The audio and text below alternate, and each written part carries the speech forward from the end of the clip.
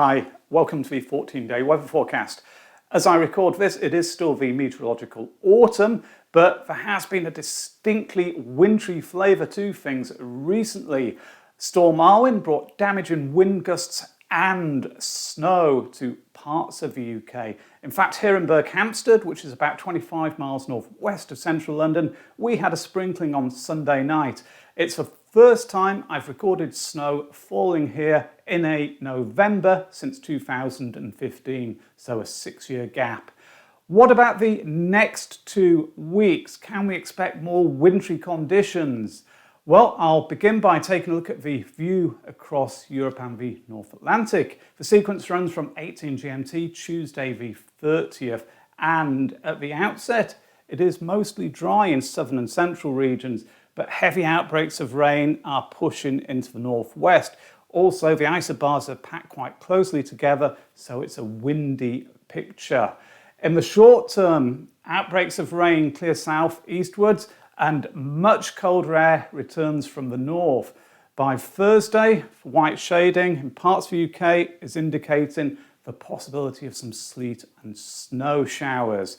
But the colder incursion doesn't last too long because we'll look into the Atlantic once again. The next weather fronts are beginning to approach, and those quite quickly move eastwards across all parts of the UK.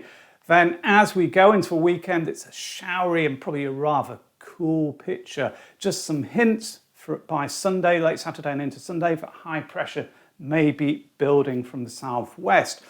Even that doesn't last for long though, because by the early part of next week, more weather fronts are making their way from the Atlantic across the UK, bringing wet and windy weather to all parts of the country. Possibility at times as well of some hill snow in the northern half of the UK. By the end of the sequence here, 21 GMT on Tuesday the 7th of December, it's an unsettled looking scene with a deep area of low pressure centred just to the west of Scotland. I think with all that weather taking place, it's just worth taking a quick look at the upper air temperature profile sequence as well, starting once more at 18 GMT on Tuesday the 30th. The yellows and light greens over southern and central regions are indicating above the 30-year average. If you remember, these temperatures are at about 1,500 metres above sea level, and it's somewhat cooler there in the northwest. Now, in the short term, that colder air, as I mentioned, pushes down from the Arctic, but then we see the Atlantic coming back and then somewhat cooler air once again. It's rinse and repeat as another milder push makes its way in from the west. And at the end of the period, Tuesday the 7th, with low pressure close to the UK, upper air temperatures are relatively close to a 30-year average. It's not really cold though, it's just what you would more or less expect as you go into the first half of December. What that means in terms of the 2-metre temperatures, the ones which we actually experience down at the ground level, well, I'll just bring up a few charts to illustrate the possibilities. Firstly, 15 GMT, Wednesday the 1st of December, the start of the meteorological winter, of course, and it's not a particularly cold start. Values 7, 8, 9 Celsius in the south, a little bit lower as you head northwards, and it is turning colder though in Scotland by then as that Arctic air starts to move southwards once more. Jumping forwards 24 hours to Thursday the 2nd, much colder now, maximums even in the south, 2, 3, 4, 5 Celsius, hovering around 0 there over the Scottish Highlands, so that's the cold plunge. Could well lead to quite a widespread frost on Thursday night, Friday morning. Temperatures on this chart widely dipping to or just below 0 Celsius. Then as we go into the weekend, temperatures pick up once again, not too far off the average I would expect because these GFS charts do tend to underestimate maximums by a degree or so even at this time of year. So Sunday the 5th, we're seeing values in the southwest there 9, 10 Celsius, 5, 6, 7s in southeastern England, and it's a few degrees cool once more as you head northwards. Quite cold there in the north, say quite close to the average in the south. I think just to illustrate the 2-metre temperature trend through the first week, I'll use this line graph generated with data from the Met Office Ecm Model. It's for London. And what we can see in the short term is that all of the individual runs in the MOGREPS ensemble closely packed together, indicating a good degree of confidence in these maximum values. So 10, 11 Celsius to begin with. Then we have the much colder plunge, maximum values there on the 2nd of December, something around 4 or 5 Celsius in the London area, so cold.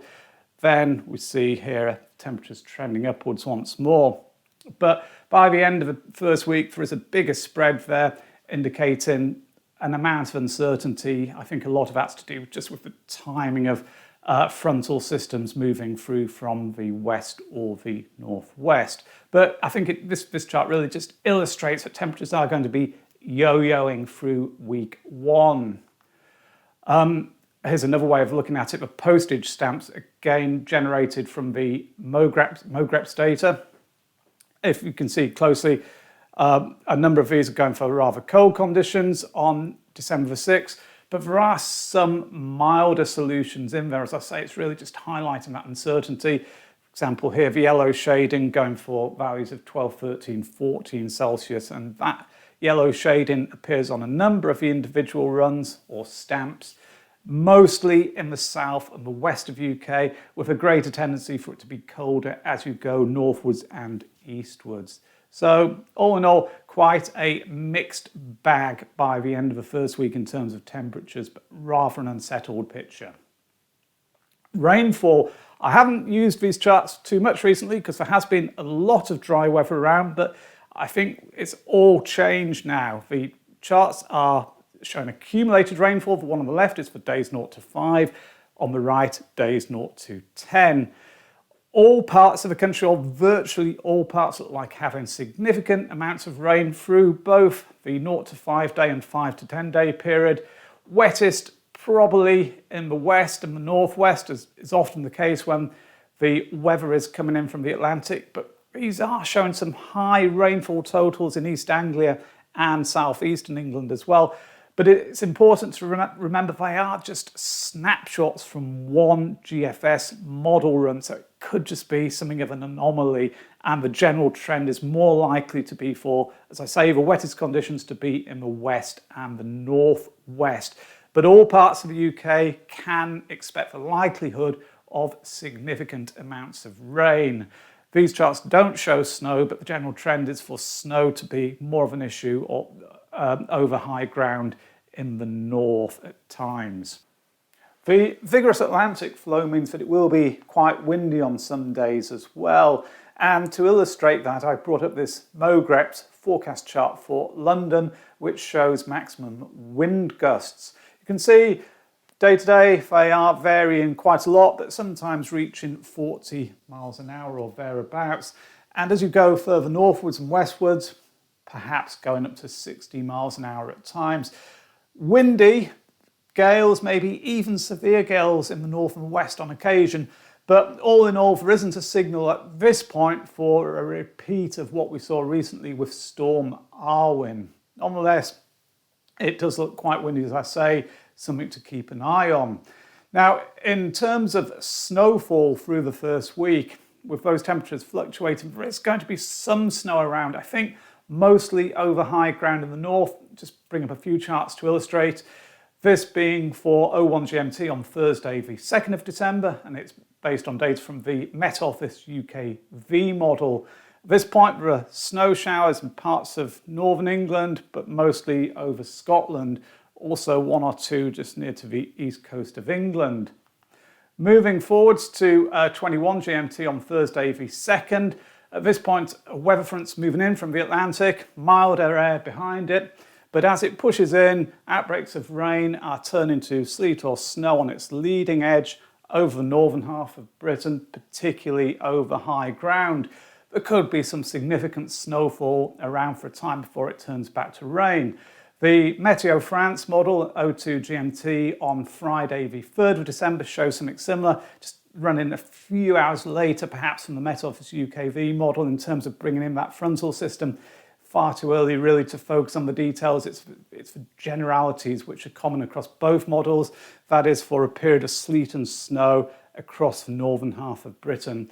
Once again, though, as I say, mainly focused over higher ground with accumulations in places. Well, quite a lot of weather going on throughout the first week, as I say. So how do the deterministic models compare to each other at the end of week 1? Here's the GFS, Tuesday the 7th of December, the model run which the initial animation was based on. So just as a recap, we've got essentially a west or a southwesterly flow with that nasty area of low pressure just off the coast of Scotland. Another thing to notice here, which I didn't point out when I was looking at the upper air temperature profile, is there is quite a lot of blocking up to the north and east of the UK, high pressure building there, and there's some very cold upper level air. Will that come towards UK during the second week? I'll look at that in a moment. Just coming back to the deterministics for now, here's the Canadian model at the same time. This has an Atlantic flow as well. Pressure to the north, east of UK is somewhat lower there, less blocking in place, more of a progressive Atlantic flow, but generally relatively similar in terms of the actual weather we could expect in the UK. The German Ecm Model at the same time, well, this has higher pressure somewhat, at least to the north there, the green shading indicating higher heights. But essentially there's a ridge of high pressure across the UK, but it looks like an Atlantic scenario really, so rather changeable. Next, the European Ecm Model.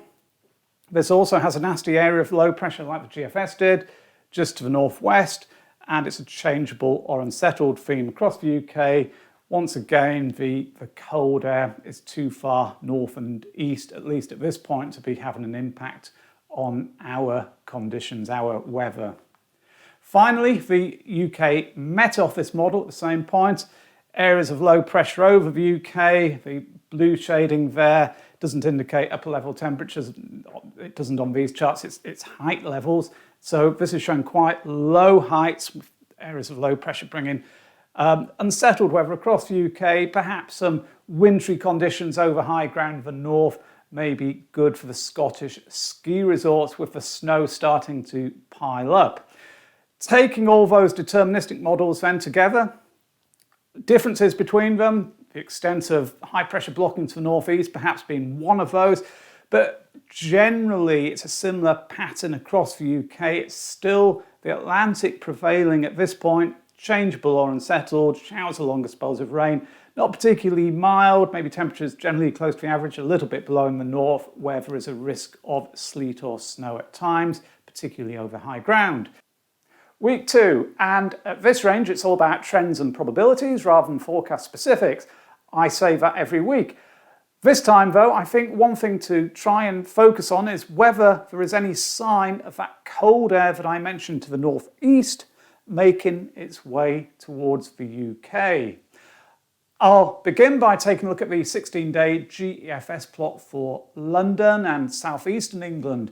Across the top are forecast upper air temperatures, with the thick black line representing the 30-year average and the thick purple line the ensemble mean. Through much of the second week, that thick purple line remains slightly below the thick black line before climbing above it towards the end. But it's not terribly meaningful, I think, because what the runs are showing is a wide range of solutions. Some are going for significantly milder conditions, and there are one or two that are bringing in much colder air and keeping it in place for several days at least. Those are ones which are bringing in a more blocked pattern and allowing that colder air to start filtering in from the east or the northeast. They are in a minority though, which I'll look at in a moment. Rainfall, well, spikes continue to show through the second week. Doesn't look terribly wet. I think some dry days, some wet days, fairly typical really for southeastern England. Will it snow? The snow road gives a good idea of what the ensemble runs are going for. The maximum value which it can take is 33, but the highest through week 2 is 4 on this plot. It suggests a very low chance of snow through the second week in southern England. Going up to Glasgow to see the picture of the northwest, upper air temperatures, similar profile in many ways, although the ensemble mean is further below the 30-year average than it was on the London plot, so there's a bigger negative deviation when all of those runs are averaged out. But it's the same story again, really, a big spread. Some runs bring in milder conditions. There are some in there which are sustaining colder patterns for a period of time. All in all, though, I'd say it's quite a mixed picture. The trend is really for below average conditions, temperatures at the upper air level to be more likely in the north of the UK than they are in the south. Rainfall, it's also wetter in the north. There are more spikes shown on this plot than there were on the London one. Snow row values, maximum this time is 9 out of 33, so significantly higher than it was on London, but still really only a low to sort of moderate chance of snow falling over low ground through the second week in Scotland. Much higher chance over the mountains, of course. Looking at the 2 metre temperature trends, this data table's for London and South East. Through week 2, I've annotated it as being close to or mild than average for much of the time. The amount of light greens in the columns increases. Light green is used to indicate runs forecasting between 6 and 10 Celsius maximum, and often GEFS runs underestimate by a degree or so. So as we're into December, generally a relatively mild picture seems to be favoured in the south, although on some days, especially early on, it could be close to or maybe even a little below the 30-year norm. Going up to Glasgow, if anything here, as I said, the upper air temperature profile was colder, and that's been reflected at the 2 metre temperature level as well. Lots of dark green in these columns. There's even a little bit of light blue. Light blue is used to show runs that are forecasting 0 Celsius down to -8 Celsius. A colder picture generally in the north, probably close to or a little bit below the average for much of the second week. The pressure pattern is very interesting because there are some changes which are being shown here. I'm using York as a central-ish location. And through week 2, to begin with, there's a lot of light greens, but the amounts decrease. Light greens are runs going for between 996 to 1,010 millibars, so generally a little bit below or below the average. The amount of yellows increases, though, as does the amount of orange, and later on there's even a little bit of pinky red. That is used to indicate runs going for 1,040 millibars or higher, very high pressure indeed. Therefore, looking at this data table, the trend is clearly for pressure to be building later on through the second week. I've looked at the individual runs which are used to make up this data table, and a lot of them seem to be showing pressure building from the south or the southwest. That's not really a pattern which is conducive to cold weather. Taking a look at the postage stamps from the GEFS model for Saturday, the 11th of December. I've annotated these with red spots and blue spots. If you remember that each stamp shows the forecast from one of the runs in the model.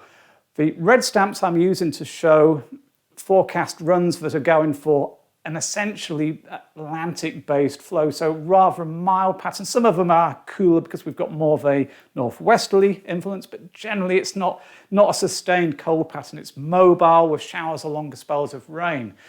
There are about 8 of the runs here, of the 30, which are suggesting a more blocked scenario. Now, those are ones which could allow that much colder air to start filtering in from the northeast or the east. But 8 out of 30 in total is a relatively small minority. It's not something to be discounted. Also, some of those 8 are not going for a cold scenario. Some are keeping the block a little bit too far east, which results in winds coming from the south or the southwest across the UK. The double red spot there, the bottom right, is the ensemble mean, and that's favouring an Atlantic flow. But remember, that's just really averaging out all of the individual runs. Taking a look at the GEFS pressure anomaly chart for Saturday, December the 11th. Blue shading over the UK is indicating a negative pressure anomaly, so lower than average pressure. The brown or yellowy shading to the west or southwest, higher than average pressure. Also across Eastern Europe there, pressure being above the norm. Once more, it doesn't really suggest cold conditions over the United Kingdom. It suggests the likelihood of rather changeable or unsettled weather. Looking at the ensemble mean, first of all, the GEFS, Friday the 10th of December, the pattern looks fairly flat. We've got the Azores high pressure there, maybe just nudging a little bit northeastwards, but a zonal flow across the Atlantic, relatively mild, as I've been saying. The Ecm model at the same time shows something a little bit different. There's more amplification there to the west, also just signs of things to the northeast having more influence there, higher pressure there than on the GFS. The zonal flow not pushing into Scandinavia to the same extent on most of the runs in the ECM ensemble. At least that's what this would appear to show. So I think I think the point here being that ECM is probably more conducive towards generating colder weather through the second week and maybe beyond it than the GEFS is at the present time. So, to summarise the next 2 weeks, week 1, it's looking quite unsettled. Temperatures fluctuate and it becomes rather cold at times. There will be wet and windy spells and there is a risk of some sleet or snow, particularly over high ground in the north. Week 2, the favoured scenario is for rather unsettled weather to continue. The wettest conditions in the north, and that's where the lowest temperatures are likely to be as well. So there could still be a risk of sleet or snow at times over high ground. In the south, possibly turning milder, particularly later on. However, there is a chance, which I'm giving 15% at the moment, of a colder and more blocked scenario developing. That would be where high pressure built to the northeast of the UK and colder air started to filter in from the continent. But as I say, that's only around about 15% at the moment, so it's not looking likely, at least not yet. So there we have it. I think it's looking mixed, all in all. A bit of everything in the next couple of weeks. Rain, strong winds, snow over high ground in the north, milder at times, especially in the south later on. Very, very typical for the early part of the meteorological winter. So I hope you enjoyed this video and found it useful. If you did, then please remember to hit the like and subscribe buttons below. Thanks for watching now. Bye.